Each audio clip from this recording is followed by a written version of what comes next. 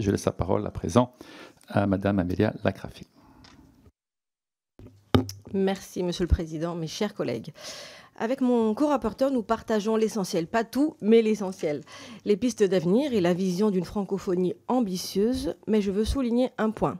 Sans une réforme profonde de nos institutions, nos ambitions resteront vaines.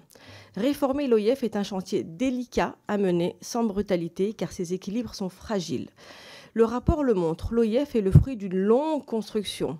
Niamey, 1970, Chaillot, 91, Cotonou, 95, 97, 2005, et on a ajouté des conférences ministérielles, le Conseil permanent de la francophonie, le poste de secrétaire général, et ensuite Hanoï et Antananarivo à Madagascar. Nous avons adopté et révisé la charte en intégrant la Confémen et la Conféges, qui sont les confédérations des ministères de l'Éducation nationale et de la jeunesse et des sports, qui ont été créés un petit peu avant, mais aussi l'ajout de l'Agence universelle de la francophonie, l'AUF, l'APF, l'Assemblée parlementaire de la francophonie.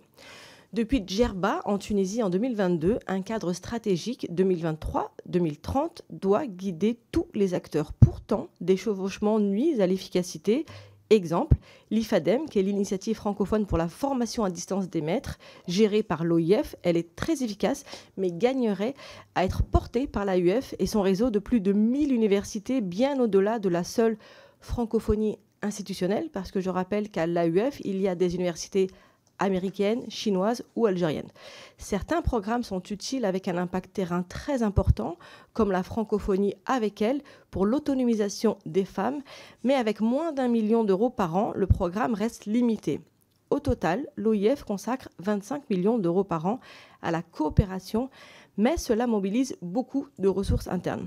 Nous saluons la modernisation menée par la secrétaire générale Louise Mushikiwabo depuis 2019, mais maintenant nous pensons qu'il est temps de clarifier le rôle. Chaque acteur doit agir à sa juste place et à la bonne échelle. Nous proposons de structurer de grands pôles. Éducation en français, piloté par l'IFEF, qui est l'Institut de la francophonie pour l'éducation et la formation basé à Dakar, capable de lever des financements majeurs auprès des bailleurs internationaux. Un autre pôle enseignement supérieur à la recherche qui serait piloté par l'AUF, intégrant l'université Sangor, qu'on aimerait rebaptiser Académie Sangor, mais ça on en reparlera peut-être plus ensuite. Francophonie économique, donc coordonnée réseau et opportunités, parce que 16% de la richesse mondiale et 20% du commerce méritent mieux. Ces pôles doivent collaborer. Un projet économique doit aussi offrir des formations, favoriser l'emploi et connecter les jeunes au réseau francophone. Pour cela, la secrétaire générale ou le secrétaire général doit être épaulé par un conseiller puissant, garant de la cohérence et du dialogue. Les collectivités locales, la société civile et les diasporas doivent aussi y trouver leur place. Et à cet égard, je tiens à rendre un hommage appuyé à Alain Bayet, qui nous a quittés il y a quelques jours, un artisan passionné de la francophonie des territoires. Il était secrétaire permanent de l'AIMF. La diplomatie parlementaire doit redevenir une force. Je m'y engage comme délégué général de l'APF pour en faire une vraie organisation parlementaire internationale proche du modèle de l'UIP, Union interparlementaire. La section française doit être resserrée et mieux coordonnée avec nos commissions parlementaires, et pour cela, je suis sûre qu'on peut compter sur notre présidente déléguée ici présente, Diana Diop. Au fond, pour une francophonie forte, la France doit tenir son rang. Or, nous avons vu trop d'écart entre les promesses et la réalité. Villers-Cotterêts devait relancer des partenariats ambitieux. 18 mois plus tard, annulation budgétaire et coupe sévère. L'AUF perd 72% de sa dotation et le PIMEF, cette promesse de mobilité douce francophone, est menacée. Nous appelons le gouvernement à corriger le tir. Bien sûr, diversifier les financements est indispensable.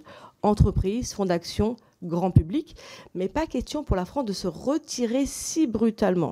Ce serait briser l'élan et envoyer un signal désastreux.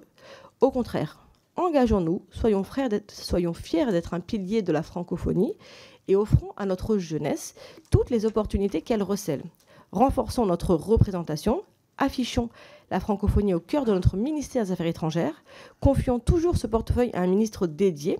Et s'il pouvait être un peu stable, ça serait intéressant parce que 2 ans et demi de rapport, 3 ministres différents. Enfin, faisons évoluer notre regard. Au Québec, au Congo ou ailleurs, on attend de la France qu'elle s'implique plus, pas moins. Ne gâchons pas cette chance unique, restons à la hauteur. pour une francophonie forte, lisible, attractive